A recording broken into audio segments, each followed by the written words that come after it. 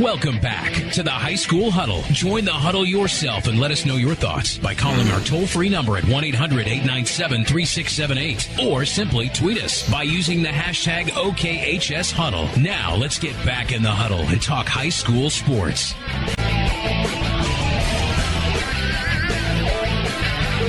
Segment 2 of the High School Huddle here on Wednesday night, taking it up to the top of the hour, getting set for our Week 6 of the high school football season. Halfway done, Phil. That's crazy. Halfway done with the regular season.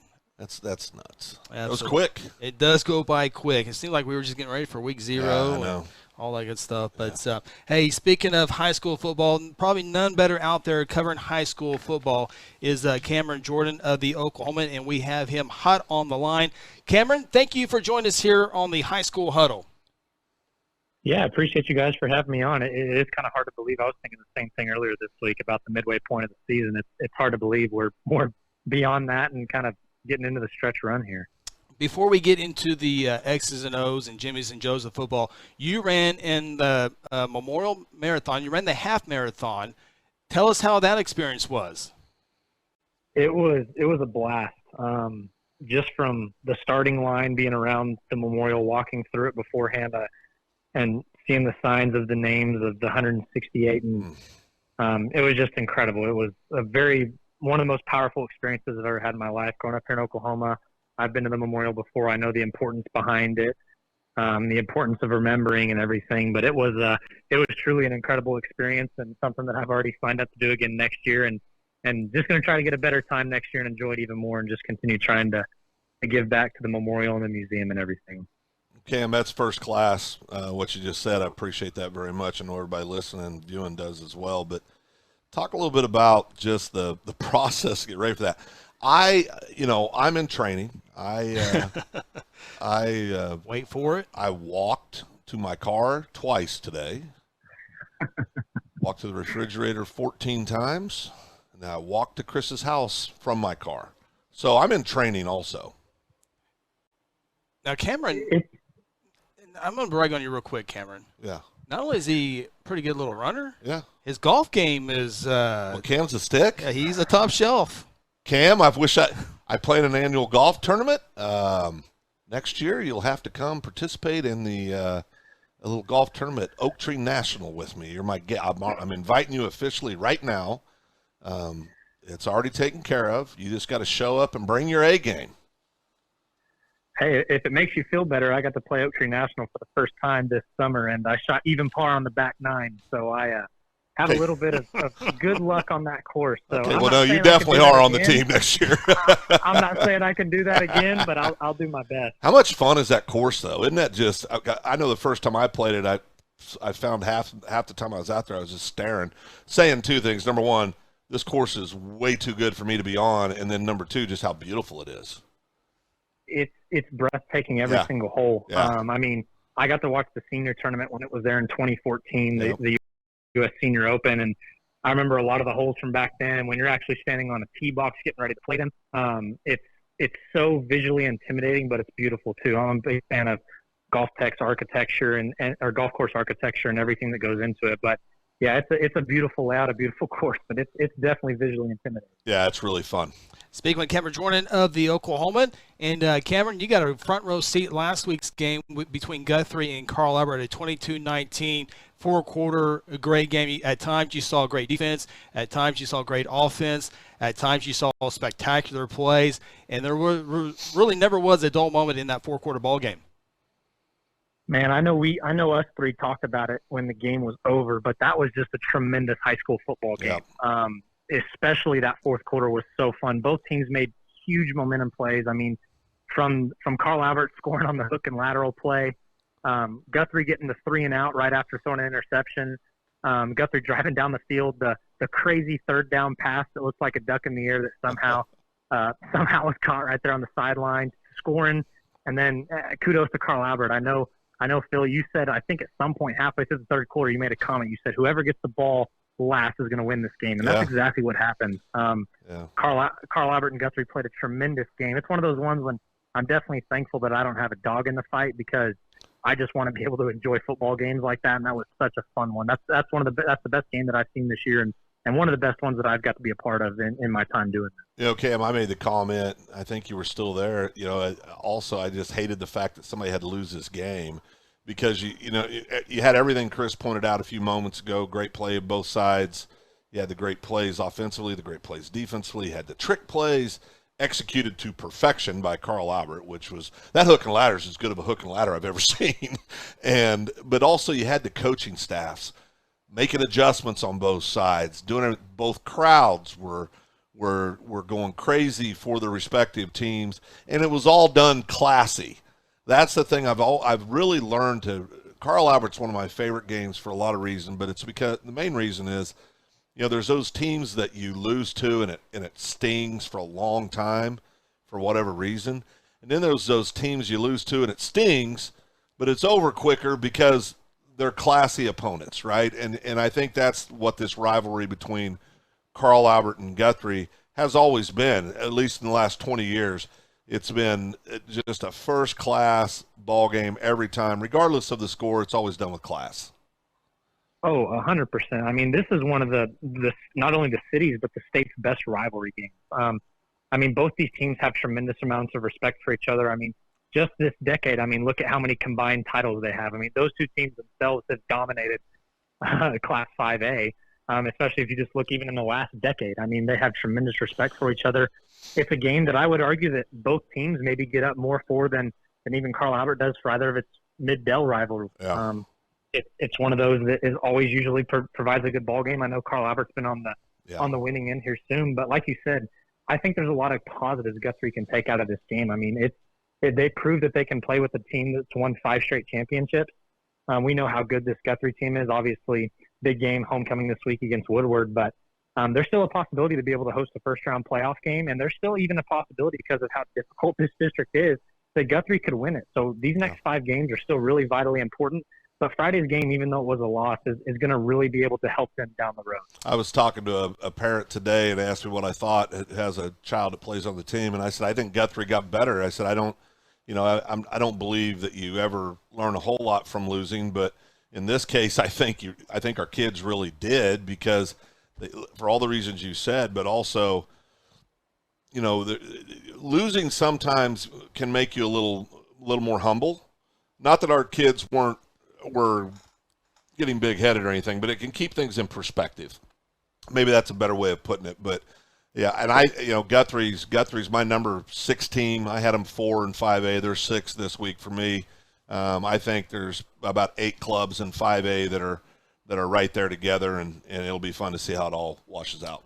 Yeah, Carl Albert will have to rebound quickly as they got McGinnis this week, and we'll talk about that matchup. But we'll probably talk about McGinnis with Cameron here in a second with Mr. Michael Taffy. But, Cameron, I want to jump into 6A2 football real quick. And a team I keep getting more intrigued. I like watching 6A2 football. Yep. I'm getting more and more intrigued with the Dell City Eagles.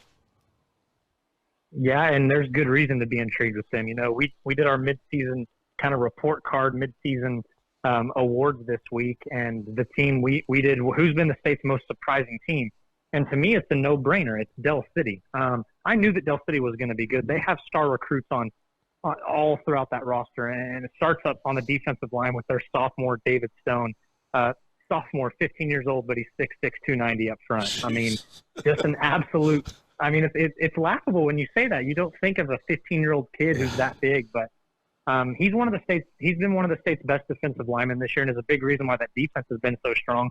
But it's the offense that Dell City has really excelled at. Big upset win against Stillwater last week. Stillwater had won 21 straight district games and loses to Dell City 30-7. It really wasn't close. It was just a complete dominating performance from Dell City. But the running game is why they do it. Their quarterback, Virgil Yates, has been outstanding. Doesn't throw the ball a lot, but when he does, he always makes great passes. Ethan Lawrence is their main running back. He always makes smart decisions with the ball. He's electric with his speed. If he can get to the edge, he's probably going to beat you. And then Jason Smith is kind of like a fullback / tight end hybrid, but he gets a bunch of carries every game too. And he's a big guy that not a lot of people, even in 6A2, are able to tackle easy. So when you kind of have that 3-headed monster like Dell City, and it's been clicking. I mean, even in their one loss this year, they ran for 360 yards against Booker T. Washington. So, I mean, they're just dominating on the ground. Really big game against Midwest City on Friday, and it's one that if Dell City wins, they're in the driver's seat to really possibly go 9-1 and win the district and head into the playoffs with a bunch of momentum. Yeah, and I think Dale's, for all the reasons you just said, they're so athletic. I think they're fleshing out to be one of those clubs that could push what I think we all would agree is the best team in 6A2 in Bixby. Of course, Choctaw's got something to say about all that. We'll find out more about that this week when those two hook up. But boy, Dale City is so athletic, like you said, and just a lot of things going in the right direction for the Dale City right now. Cameron, I want to jump up to real quick in Class 4A football. Can anybody score on Tuttle this year when it matters? Well, I'll go ahead and eat crow right here. I picked Cushing to win that game in week 4. Cushing was my state title pick. Cushing has one of the best offenses in the state and scored 7 points against Tuttle. I don't know. I think that was a pretty big statement by Tuttle to go on the road and win that game early in district play, and I'm sure Cushing is going to be around at the end of the year. I still think that they're one of the top teams in 4A, but Tuttle's defense is legit. Brad Ballard has done an excellent job at Tuttle for many years now. Obviously has won a state championship there. But this team is right there with that state championship team. I don't know who's going to be able to score on them. Obviously Hara comes in there at 4-1 this week with a lot of momentum, but I think that Tuttle has a pretty, I don't want to say easy schedule the rest of the way, but Tuttle should be able to win every game the rest of the way and head into the playoffs undefeated. Well, Cam, I had Cushing winning that game as well, so I got that wrong also, but I think there's probably quite a few people that did. But Tuttle, like you said, their defense is just so dominant. I mean, they're just absolutely dominant. They'd be shutting out a lot of 5A schools, no doubt about it. Hey, Cameron, got a question on individual play now. Some of the individual players. Gentry Williams will be announcing October 18th. Do you have a feel either way? He's the standout for Booker T. Washington. Have you heard anything where he might be leaning toward? I have not heard anything. This is actually something that I got this question a little bit earlier today from somebody as well. I've done a little bit of research into it, and I know a couple of recruiting experts actually think that he's leaning towards OU, which would be a huge win for the Sooners. Because he kind of is projecting out to be a defensive back. And, when you think back to Dax Hill and Josh Proctor, those are a couple of the last defensive backs from the Tulsa area, those 5-star guys who've gotten out of state. So if OU is able to win this recruiting battle, obviously he's choosing between Southern California, Missouri, and Florida, along with OU. If OU is able to come out on top, and I know that Gentry is really high on OU, that'll be a big win for them. I haven't talked with him since this summer, or I guess since week 0. I got to talk with him after a football game down when they beat Southmore. But I know that he's pretty high on OU. Obviously, has high on all 4 of those schools if he's considering them. But I know that a couple of the national recruiting guys and a couple of the local recruiting guys think that OU has a really good shot at landing him.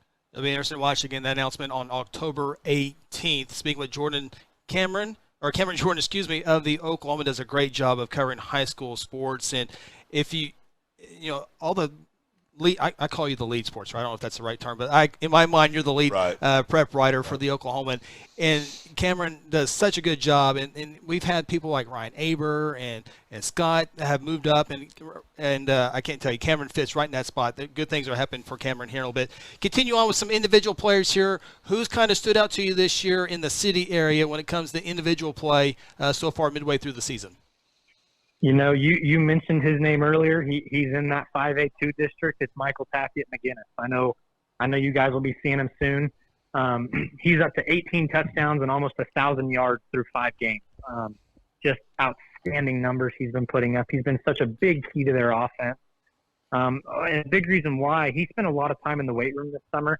He already was for last year being a sophomore, he was already, he looked the part, but this year, he looks like a legit Division I caliber prospect. But at running back, he's been outstanding for McGinnis. Also has about 200 receiving yards and actually has completed 2 passes for 111 yards too. So he's just been off to an outstanding start. And he's a big key to McGinnis's system. We've seen that in years past. From Dominic Richardson last year to Luke Tarman, McGinnis always seems to have that one guy that is such a big key to their offensive flow. And this year, it's Michael Taffy. They go as he goes. When he's playing well, McGinnis is playing well. And he's just been outstanding this year. And it's going to be a really big key to them on Friday playing Carl Albert to have a chance to win that game. Yeah, as far and what I hear, as good as he is on the field, he's just a great young man off the field as well. So that's a great deal for Bishop McGinnis. Okay, I guess I better ask 6A1 question. Is there anybody on the west side that can go with the Big Four on the east side? And if there's that one team, who is it? Is it Evans Santa Fe again this year? There's two teams. There's really two games that I'm interested to see that I think will really be able to tell whether a West Side team can do it again. It's Evans Santa Fe against Jinx, which comes up, I believe, next week. And then this week, Mustang at Tulsa Union. Mustang beat Tulsa Union a couple years ago. Over the last 2 years, there's only two West Side teams who have at least a 500 record or an above 500 record against the East Side, and that's Mustang and Evans Santa Fe. Mustang has a winning record or a 500 record against an opponent. Mustang obviously is 1-1 against Union. Santa Fe overall is actually 4-3 against the East since the start of the 2019 season. So I'm intrigued to see how Mustang performs. Their defense has not been up to standards, I'm sure, is what their coaching staff wants. But offensively, they've been scoring loads of points, and I think that benefits them this week. Tulsa Union has a team that doesn't really play well offensively. Won a couple weeks ago, 10-7 in overtime against an Owasso team. But defensively, Union is one of the best in the state. So if Mustang's able to find a way to keep corralling the Union offense and can score a couple times, I can see them possibly winning that game again. And then Santa Fe against Jinx, rematch of the state title game coming up here. Like I said, I believe that game is next week. Santa Fe lost those two games early, has won every one since. It's a very similar start to their last season. We're going to find out how good they are defensively because they struggled in those first two games on defense. Offensively, it's the exact same team. They have Talon and Tabry Shetron, the brothers who are committed to Oklahoma State, who do a lot of the work offensively. Actually have a freshman running back who rushed for 190 yards and 5 touchdowns last week. So seeing how well they perform against the Jinx team, which looks the part, looks like a defending state champion even better. And that's with a freshman starting at quarterback. So we'll really find out these next 2 weeks whether, like I said, I think Mustang and I think Santa Fe are the two teams that have a possibility, but we'll know a lot more after these two kind of big games coming up. Cameron, you talked briefly about the freshman over at Jinx, the quarterback. I saw this week on Twitter he got his first D1 offer from San Jose State, I believe, but they're getting out there early trying to get their shot in. But yeah, I don't think that'll stand up the test of time. But he doesn't look like a freshman. He's 6'1", or like 185, and when you look at him, I mean, he looks like a grown man, and he's a freshman, and he's putting up multi-touchdown games as a freshman, playing in the biggest ball that we've got in the state of Oklahoma. It's very impressive. I mean, kudos to Coach Keith Riggs. His name is Shaker Reesig. He actually didn't start in game 1. Game 2, Backyard Bowl, excuse me, his first start was in the Backyard Bowl. Didn't start the first couple games, but played a little bit. Gets his first start in the Backyard Bowl against Union and just performs outstanding. Actually threw an interception on the first play of the game, but outside of that, he was pretty much perfect. For a freshman in that game, to do that on that stage is just outstanding. And like you said, has that one D1 offer, that list is only going to go up because if you're playing quarterback at Jinx as a freshman and you're already getting Division I offers with that size, I mean, it's only how much he can grow. I mean, it's seemingly the sky's the limit with how young he is. So I'm really intrigued to see kind of how his progression and everything grows these next few years. But really seems like a great choice from the coaching staff there. I'm sure it's not easy at a place like Jinx to throw a freshman out there, but it's proven him well so far. He's got a great first name, and they'll take you a long way too with Shaker. Okay, Cameron, final question. Got to talk Class A football real quick. Cash and Wildcats won more games than anybody ever last year. Can they repeat this year? Class A looks tough on the top 4 or 5 teams in that class. Yeah, I think they can, and it goes to their offense. Defensively, not as stout this year. Lost a couple of really important pieces with Caden Harrell and Brexton Green, who obviously contributed on offense as well, but those two defensively were outstanding. Cashin isn't quite as stout as they were on defense this year, but offensively, they're arguably better than they were last year, which is hard to believe. Ben Harmon, their senior quarterback, 28 touchdowns, 2,100 passing yards through his first 6 games. Landon Lagasse, their senior wide receiver, has 20 touchdown catches through 6 games. Nick Nabavi at running back has been really, really good. They can score with anybody. And with the way the playoff bracket's lining up, I know Pawhuska's still really good. Hooker's a team that's played really well. Gore is still in that conversation as well. But Cashin and Ringling have kind of separated themselves as so far being those two teams. So possibly a rematch of the 2019 state championship on deck, which I'm sure would be one Cashin fans and everybody on that team would love to have a shot again to go win that game since they fell a couple years ago. But, yeah, Cashin is definitely a title contender.